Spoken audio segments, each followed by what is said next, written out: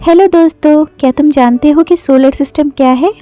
Solar system, जिसे हम सौरमंडल कहते हैं, अंतरिक्ष में हमारी वो पहचान है जिससे हम पूरी आकाशगंगा में जाने जाते हैं। रात में जब आप आकाश को देखते होगे तो आपके मन में ये विचार आता होगा कि आखिर यह सभी तारे, ग्रह, चंद्रमा क्या हैं, ये कैसे बने हैं और इसके पीछे क्या विज्ञान है। हमारा सौरमंडल या सोलर सिस्टम वह अपने अंदर इतने रहस्य समेटे हुए हैं कि उन्हें समझने में भी हमें कई वर्ष लग सकते हैं। सोलर सिस्टम बहुत पुराना है। ये सूर्य की सीमा को दर्शाता है। जहाँ तक सूर्य की ग्रेविटी होती है वहाँ तक हम सोलर सिस्टम की सीमा को मानते हैं। हमारा सौरमंडल यानी सोलर सिस्टम बहुत बड़ा है। इसमें 1 सूरज, 8 planets, 9 dwarf planet, 677 moon, 10 lakh से भी ज़्यादा मीटरॉइड्स और करीब 4000 कॉमेट्स हैं। ये सभी चीज़ें सूर्य की ग्रेविटी के कारण बंधी हुई हैं। आओ जाने सोलर सिस्टम के 8 प्लैनेट्स कौन कौन से हैं और उनकी क्या विशेषता है। सबसे पहले बात करते हैं बुध ग्रह की, जिसे हम इंग्लिश में मर्क्यूरी कहते हैं। बुध हमारे सूर्य का सबसे पास का ग्रह है। यह सोलर सिस्टम का सबसे छोटा ग्रह भी है। हालांकि सूर्य के सबसे नज़दीक होने के बाद भी ये सौरमंडल का सबसे गर्म ग्रह नहीं है। बुध ग्रह की कोई चंद्रमा नहीं है। यह सूर्य की परिक्रमा करने में 88 डेज यानी 88 दिन लगाता है। यह लोहे और जस्ते का बना हुआ है। अभी तक 2 अंतरिक्ष यान मैरिनर 10 और मैसेंजर बुध पर जा चुके हैं। बुध ग्रह के बाद बात करते हैं शुक्र ग्रह यानी वीनस की। वीनस या शुक्र ग्रह हमारे सौरमंडल का एक ग्रह है जो सूर्य से निकटतम दूरी के क्रम में दूसरे स्थान पर है। पहले पर तो बुध है ना। शुक्र लगभग आकार में हमारे ग्रह पृथ्वी जैसा ही है। रात में आकाश में आप देखें जो चंद्रमा के बाद सबसे ज़्यादा चमकने वाला कोई आकाशीय पिंड है तो वह शुक्र ग्रह ही है।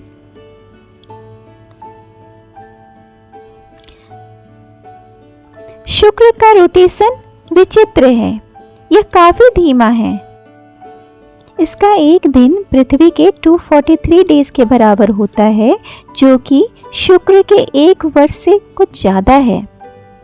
वैज्ञानिकों का मानना है कि अतीत में यह ग्रह किसी से टकराया होगा, जिसके कारण इसकी रोटेशन बदल गई है। अब बात करते हैं पृथ्वी यानी अर्थ की। सूर्य से दूरी में तीसरे स्थान पर पृथ्वी आती है। यह नीले रंग का ग्रह है जिसमें पानी की मात्रा बहुत अधिक है। ये एकमात्र ग्रह है जहाँ पर जीवन है। पृथ्वी ग्रह अकेला ग्रह है जिसका अंग्रेजी नाम ग्रीक या रोमन पौराणिक कथाओं से नहीं है। इसके सूर्य से जो दूरी है वह 1 इकाई मानी जाती है। इस खगोलीय इकाई को AU या एस्ट्रोनॉमिकल यूनिट कहते हैं। 1 AU का मतलब है 15 करोड़ किलोमीटर। पृथ्वी की एक ही प्राकृतिक उपग्रह है।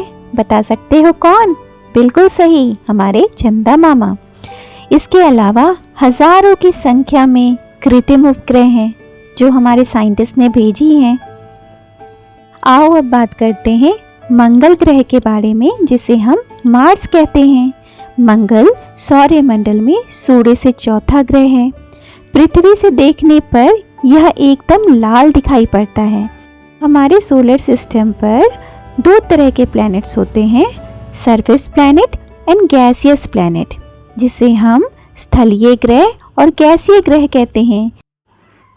स्थलीय यानी कि सरफेस प्लैनेट जिनमें जमीन होती है और गैसियस प्लैनेट जिनमें अधिकतर गैस ही होती है। पृथ्वी की तरह मंगल भी एक स्थलीय प्लैनेट यानी कि सरफेस प्लैनेट है। मंगल की सतह काफ़ी रोचक और विविधताओं से भरी है। इनमें से सबसे सौरमंडल में सबसे बड़ा पर्वत या माउंटेन जो 78,000 फीट ऊंचा है, मंगल पर स्थित है। इसे हम ओलंपस मॉन्स कहते हैं। मंगल की सतह काफ़ी पुरानी है और क्रेटरों से भरी हुई है, लेकिन वहाँ पर कुछ नई घाटियाँ, पहाड़ियाँ और पठार भी हैं। यह सब जानकारी मंगल पर भेजे गए 2 यानों ने दी है। पृथ्वी की दूरबीनें हबल सहित यह सब नहीं देख पाते। आओ अब बात करते हैं बृहस्पति यानी जुपिटर की। बृहस्पति या जुपिटर सूर्य से 5वां और सबसे बड़ा ग्रह है। यह महाकाय ग्रह बाकी सभी ग्रहों के कुल द्रव्यमान का दुगना है। बृहस्पति की विशालता का इसी बात से अंदाज़ा लगाया जा सकता है कि इसका आकार हमारी धरती से 1300 गुना बड़ा है। यह ग्रह को सबसे विशाल गैसों वाला ग्रह भी कहते हैं। यह गैस से बना एक ग्रह है जिसकी सतह के बारे में वैज्ञानिक कुछ नहीं जानते हैं। इसके वातावरण में गैसों के अलावा कुछ नहीं है। बृहस्पति पर पिछले 350 सालों से एक बवंडर चल रहा है जो कि लाल बादलों से बना हुआ है। यह बवंडर इतना बड़ा है कि इसमें 3 पृथ्वियां समा सकती हैं। चित्र में देखने पर यह एक धब्बे की तरह नजर आता है और इसे बृहस्पति की लाल आंख भी कहते हैं। आओ बात करते हैं शनि या सैटर्न के बारे में। शनि को कभी कभी सौरमंडल का गहना कहा जाता है। यह सूर्य से 6ठा ग्रह है और बृहस्पति के बाद सबसे बड़ा ग्रह है। यह एक ग्रह है जो हमारे जैसा नहीं है। मनुष्य एक लंबे समय से शनि ग्रह को देखता आ रहा है।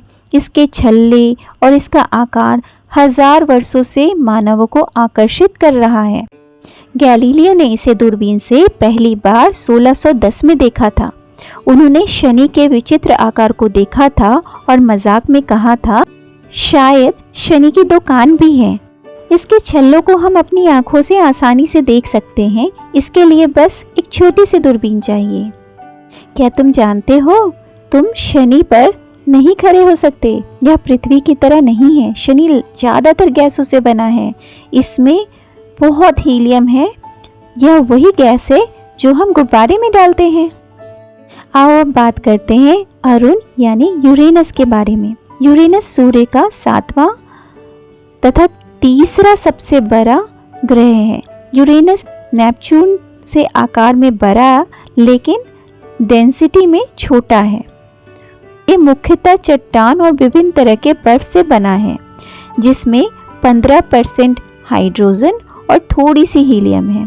यह बृहस्पति और शनि से विपरीत है, जो मुख्यतः हाइड्रोजन से बने हैं। अन्य गैस महाकाय ग्रहों की तरह यूरेनस पर बादलों के पट्टे हैं जो तेज गति से बहते हैं। इस ग्रह का रंग नीला है, जो इसके वातावरण में ऊपरी भाग में स्थित मीथेन के कारण है। आओ अब बात करते हैं नेपच्यून यानी वरुण के बारे में। नेपच्यून सूर्य का 8वां और चौथा सबसे बड़ा ग्रह है। इस ग्रह को जीन जोसेफ ली वेरियर ने खोजा था। नेपच्यून खुली आंखों से दिखाई नहीं देता है और यह सौरमंडल का एकमात्र ग्रह है जिसे गणितीय भविष्यवाणी द्वारा पाया गया है।